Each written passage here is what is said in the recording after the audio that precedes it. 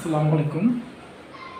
আমি আজকে আপনাদের রাউন্ড ডাক্টের এরিয়া ক্যালকুলেশন কীভাবে করতে হয় সেটা শেখাবো। প্রথমে আমরা একটা ডাক্ট এঁকে নিলাম।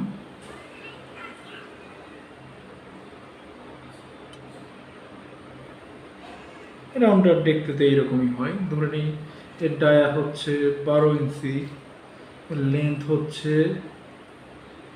60 ইঞ্চি।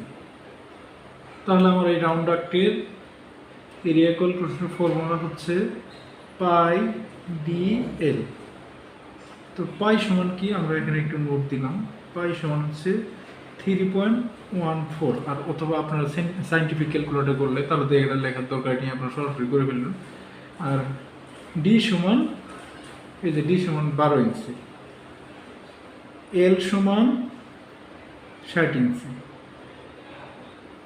আর আরেকটা জিনিস আমরা শিখছিলাম 144 স্কোয়ার ইঞ্চি সমান 1 SFT।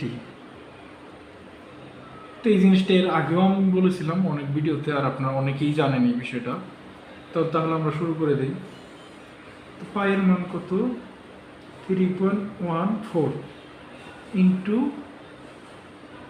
ডি এর মান কত 12 ইন্টু এল এর মান কত 60।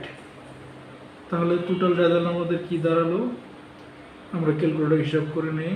তাহলে 2 2 3 2, এটা হলো আমাদের স্কোয়ার ইঞ্চি। তো এই স্কোয়ার ইঞ্চিটাকে আমরা 144 দ্বারা ভাগ করে নেব,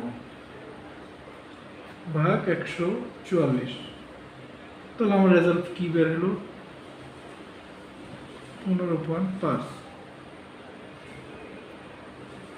SFT। এটা আমাদের রেজাল্ট। তো আবার একটু বুঝিয়ে দিচ্ছি যে আমাদের ফর্মুলাটা হচ্ছে পাই ডি এল।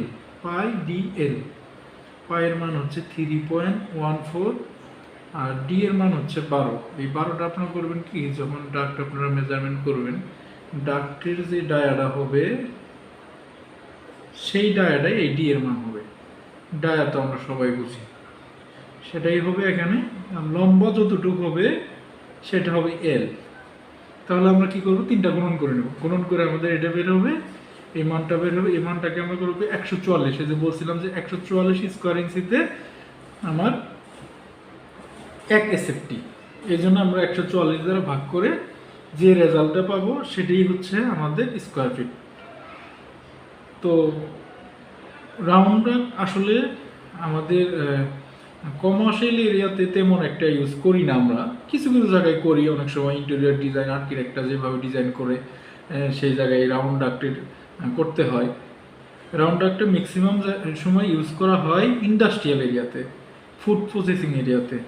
যেমন দেখবেন যে অনেক কেক বানায়, যেখানে বিস্কুট বানায়, এখানে ওই এক্সস্ট করার জন্য দেখবেন যে স্পাইরাল ডাক্টটা কেন বলে, রাউন্ড ডাক্টে এরকম একটা থাকে, ভাঁজ করা থাকে, মানে এটা মেশিনে অটোমেটিক বানায়। এছাড়াও হাত দিয়েও বানানো হয় রাউন্ড ডাক্ট। তো যেহেতু এই স্পাইরাল এরকম বাঁকানো করা থাকে, মেশিন অটোমেটিক হয়, এই জন্য এটাকে স্পাইরাল ডাক্টও বলে। তো যাই হোক, আমরা যেহেতু রাউন্ড, স্পাইরাল হোক আর যেমন রাউন্ড, যেহেতু মানে দেখতে জাস্ট একটা পাইপের মতো, এই ডায়াটা যেটা ডায়া থাকবে, লেন্থ উইথ থাকবে না, এটা কি আমরা রাউন্ড ডাক্ট বলবো। রাউন্ড ডাক্টটা সবচেয়ে বেশি ইউজ করা হয় স্পিনিং মিলে, টেক্সটাইল মিলে ব্যাপকভাবে ব্যবহার করা হয়। তো আশা করি আপনারা বুঝতে পারছেন, এভাবে করতে পারবেন। তো নেক্সট ভিডিওতে আপনাদের আরও ভালো কিছু শেখানোর চেষ্টা করব। তো যারা আমার চ্যানেলটা সাবস্ক্রাইব করেন নাই তারা সাবস্ক্রাইব করবেন এবং লাইক শেয়ার করবেন। আশা করি আপনাদের বোঝাতে পেরেছি। যদি বুঝতে কোনো প্রবলেম হয় অবশ্যই কমেন্ট করে জানাবেন।